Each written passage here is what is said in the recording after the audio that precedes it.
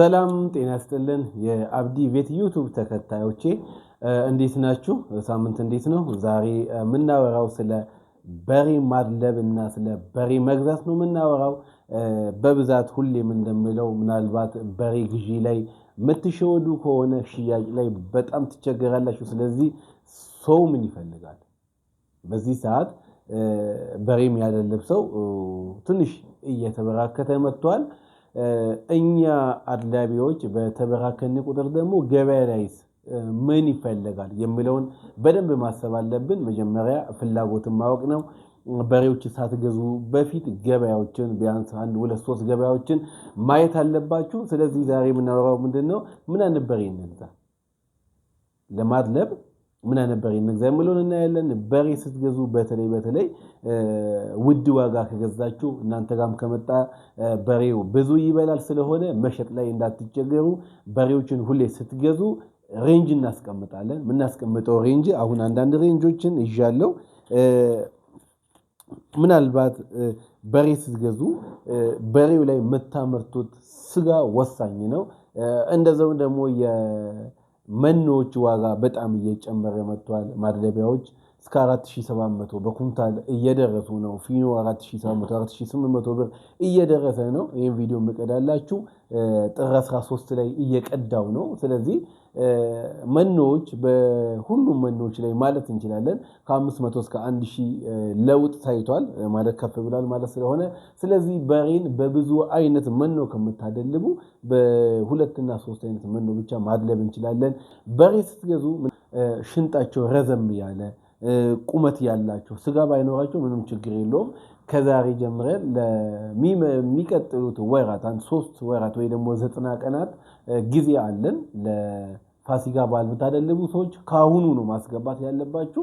አሁን ካስገባችሁ በሚመጡት ቀናት ውስጥ ማይደልቡ ከሆነ በሬዎቹ ግን እናንተ ላይ ይቆያሉ። እናንተ ላይ እንዳይቆዩ መረጣ ላይ መሸወድ የለባችሁ።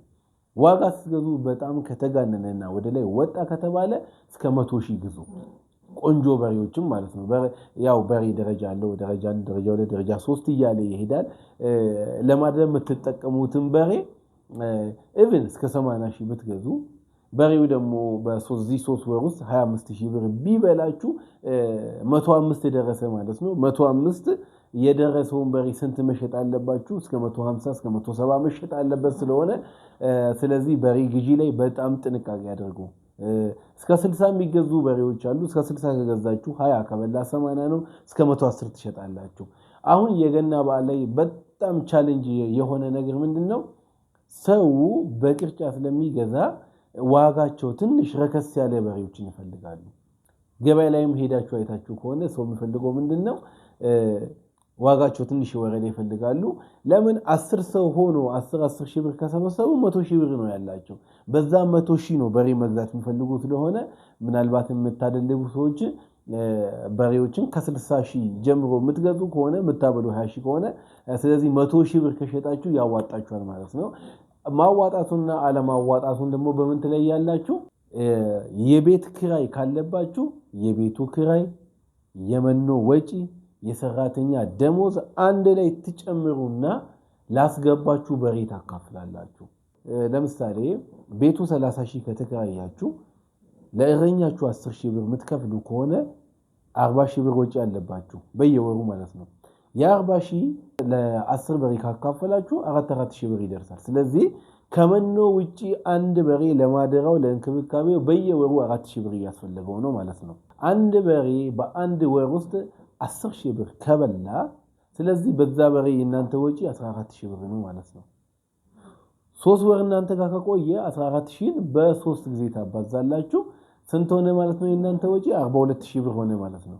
ስለዚህ 80,000 የገዛችሁትን በሬ 42,000 ብር ወጪ ሆኖ ወጥቶበታል። የቤት ኪራይ፣ የሰራተኛ፣ የመኖ ይሄኛውን ጨምሮ ማለት ነው 42,000 ብር ወጥቶበታል። እናንተ 80 ገዛችሁ አጠቃላይ ስንት ሆነ ማለት ነው?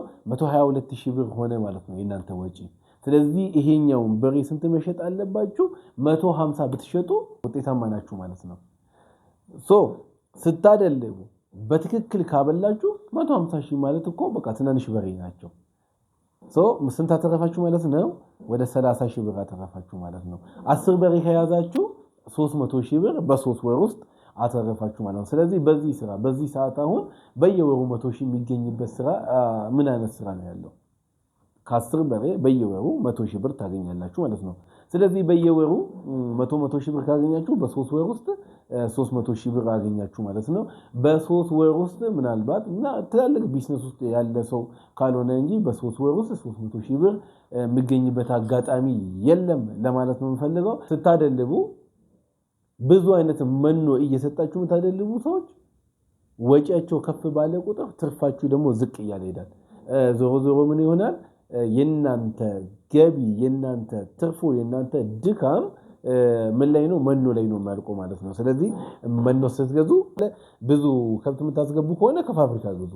ከፋብሪካ ስትገዙ አንደኛ ጋራንቲ ያላችሁ ስላችሁ ከዛ የምትገዙት መኖ በባለሙያ የተቀነባበረ ስለሆነ አንደኛ የሆድ መነፋትን እንዳያስከትል ተደርጎ ነው መኖ ፕሮሰስ መሆነው። ሁለተኛ ኤክስፓየር ዴት አለው፣ የሚበላሽበት ቀን አለው። በሬ ስትገዙ ከጀርባው ትሆኑና ከጭራው ትሆኑና ወደ ቀንዱ ስታዩ ወደ እስከሻኛው ድረስ 180 ዲግሪ እንደዚህ ቀጥ ያለ መሆን አለበት። የጎዲኖቹ በትክክል ሲሼፕ የሆነና ያማረበት መሆን አለበት። ሰውነታቸው ላይ ጠባሳ ባይኖር ይመረጣል። ወጥ ነው። ቀለም ደረጃ በሬዎች ስትገዙ ቀይ ያደሉትን ብትገዙ መልካም ነው። ለምን ገበያ መሃል ላይ ስትገቡ ለመሸጥም ስትገቡ አይን የምስቡ መሆን አለባቸው። ጥቁር ዱዳ ከገዛችሁ በደንብ ቢወፍር ውፍረቱ ከጥቁር በደንብ አይታይም። ነጭ በጥቁር ይሄ የቦረናና የባሌ አይነቶችን በሬ መጠቀም ትችላላችሁ።